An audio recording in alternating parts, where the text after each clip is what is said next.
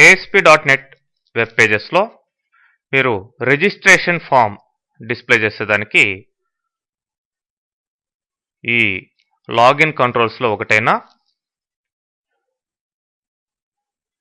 Create user wizard అనే దాన్ని use చేస్తున్నారు. మరి ఈ క్రియేట్ యూజర్ విజార్డ్ అనే కంట్రోల్కి నెంబర్ ఆఫ్ ప్రాపర్టీస్ ఉన్నాయి. ఆ ప్రాపర్టీస్ ద్వారా దాని బిహేవియర్ని, అపీరియన్స్ని ఈ విధంగా మనం కంట్రోల్ చేయొచ్చు. ఫర్ ఎగ్జాంపుల్ ఇక్కడ ఒక రిజిస్ట్రేషన్ ఫామ్ క్రియేట్ చేశాను. రిజిస్టర్ 2 అని దానికి నేమ్ ఇచ్చాను. ఆల్రెడీ మనం ప్రీవియస్ సెషన్స్లో register.aspx అనే దాన్ని యూజ్ చేస్తున్నాం. మరి ఇప్పుడు రిజిస్టర్ 2 అని తీసుకున్నాం. చూడండి, మామూలుగా ఉండే register.aspx ఫైల్ ఈ విధంగా ఉంది. దాని అపీరియన్స్ని ఈ విధంగా మార్చడం జరిగింది. సో దానికి ఇక్కడ సిఎస్ఎస్ స్టైల్స్ని యాడ్ చేసాం. సో నెంబర్ ఆఫ్ క్లాసెస్ని క్రియేట్ చేసాం. క్రియేట్ యూజర్, సో దానికి ఫాంట్స్, బ్యాక్గ్రౌండ్స్ ఇలా సెట్ చేసాం.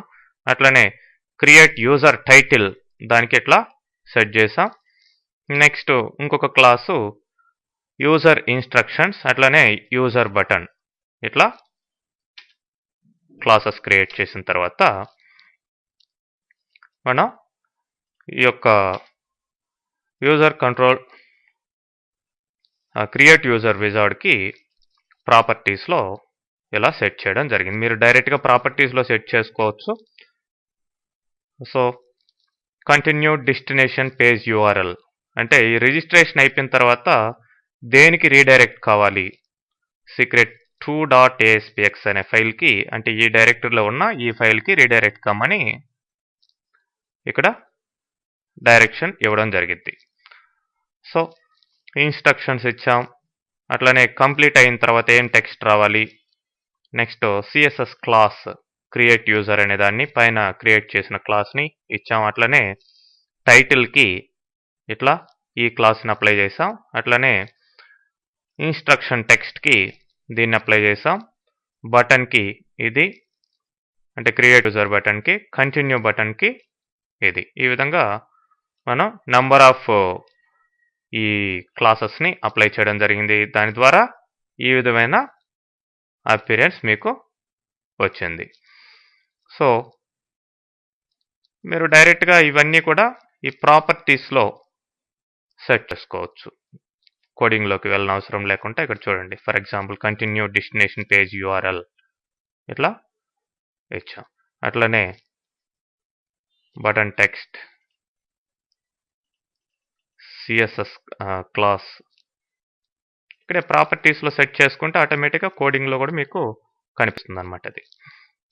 ఎనీవే ఇప్పుడు రన్ చేసి చూడండి. సో మీరు యూజర్ నేమ్ అడోసాఫ్ట్ ఆల్రెడీ చాలా ఉన్నాయి, 5 క్రియేట్ చేస్తున్నాను. Password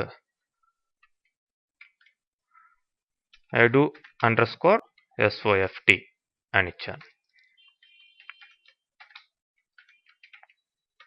email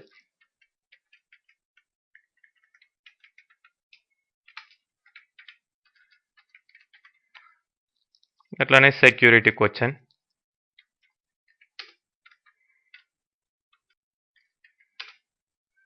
okay. Create user, once user create కాగానే ఇట్లా మనం సెట్ చేసిన దాని ప్రకారం అపిరెన్స్ తోటి కంటిన్యూ బటన్ రావడం జరుగుతుంది. కంటిన్యూ ప్రెస్ చేయగానే మీరు secret2.aspx ఫైల్కి రీడైరెక్ట్ కావడం జరిగింది. ఓకే, మరి ఇక్కడ by default number of boxes ఉన్నాయి, అంటే నెంబర్ ఆఫ్ ఆప్షన్స్ ఉన్నాయి. వాటిలన్నిటిని ఫిల్ చేయాల్సిన అవసరం ఉంది. మరి అలా కాకుండా మీకు రిక్వైర్డ్ ఎంట్రీస్ మాత్రమే చేసుకోవాలి అనుకుంటే మీరు web.config ఫైల్లో ఆల్రెడీ ఇక్కడ టైప్ చేసి పెట్టున్నాను, కమెంట్స్లో ఉంది, ఇది దాన్ని రిమూవ్ చేస్తున్నాను. సో అథెంటికేషన్ మోడ్ తర్వాత మెంబర్షిప్ డిఫాల్ట్ ప్రొవైడర్ అని ఇచ్చి మై మెంబర్షిప్ అని ఇవ్వడం జరిగింది. మరి ప్రొవైడర్స్ యాడ్ మై మెంబర్షిప్ అట్లనే టైప్, ఈ యొక్క ప్రొవైడర్ టైప్ తీసుకున్నాం. మెంబర్షిప్ని కంట్రోల్ చేసేదానికి ఇదే యూజ్ అవుతుందన్నమాట. ఆ మెంబర్షిప్ డీటెయిల్స్ అవన్నీ నెక్స్ట్ కమింగ్ టాపిక్స్లో వస్తాయి.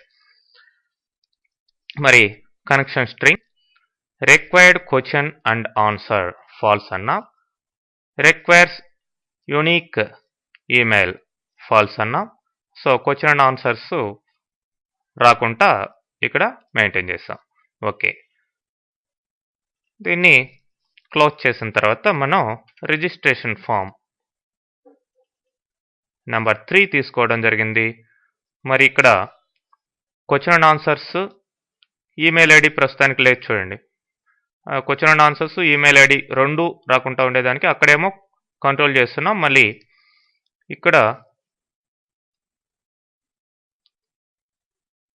Require email equal to falls అని ఇవ్వడం జరిగింది. Okay, next destination page URL same secret 2.aspx ఇవ్వడం జరిగింది. మరి ఇప్పుడు దీన్ని రన్ చేసి చూసినట్లయితే మీకు షార్ట్ రిజిస్ట్రేషన్ ఫామ్ అనేది రావడం జరుగుతుంది. ఓకే, చూడండి, just user name, password, confirm password, that's all. Address of 6 అని ఇస్తున్నాను.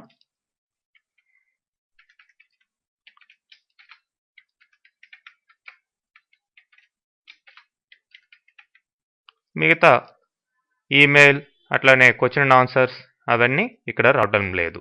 సో క్రియేట్ యూజర్ అనగానే మీకు కంటిన్యూ అన్నప్పుడు ఈ పేజ్కి రీడైరెక్ట్ కావడం జరిగింది. ఓకే, ఈ విధంగా మీరు రిజిస్ట్రేషన్ ఫామ్ యొక్క బిహేవియర్ని, అపియరెన్స్ని మార్చుకోవచ్చు. తర్వాత నెక్స్ట్ సెషన్లో రిమైనింగ్ లాగిన్ కంట్రోల్స్ అయినా login status, login name etcetera అవన్నీ ఉన్నాయి.